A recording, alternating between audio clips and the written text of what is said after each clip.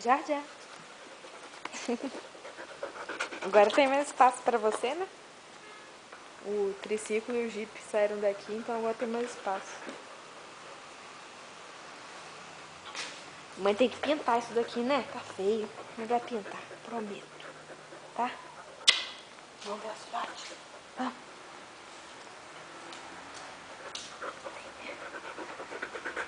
Já, deixa eu ver. Deixa eu ver. E as crianças?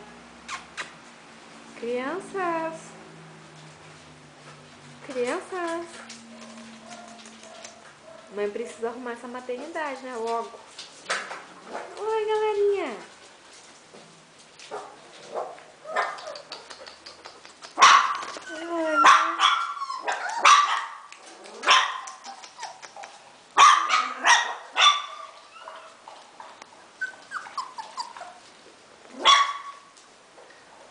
Mas vocês já cagaram, mijaram tudo aqui embaixo, meu Deus. Oh, meu Deus. Ei, já tá tudo molhado. Mal trocou, já tá tudo sujo. Né, galerinha? Vem pro colo da mãe, todo mundo. Vem pro colo da mãe. Da avó, quer dizer, né? Vamos, galera.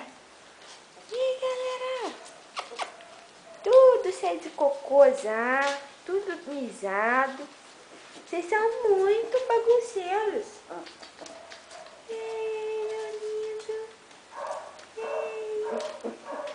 O colo já tá cheio já. Não cabe todo mundo no meu colo, não. Especial pra tia Miriam, do Pet, que gosta muito. Né? Mais bagunceirinho, né? Esse é o mais brincalhão. Vai levar. Opa, cai não. Ih, soneira. Todo mundo no colo da avó. Todo mundo no colo da avó. E não cabe mais todo mundo. Não cabe. Ê, rolão. E aquela banca. Ai, você tá tão bonitinho sentado, baby. Você tá tão bonitinho sentado. Você tá tão bonitinho. Ah, mamãe. É já. Já. É, George vem pro meu colo também, né, George? Tchau, George.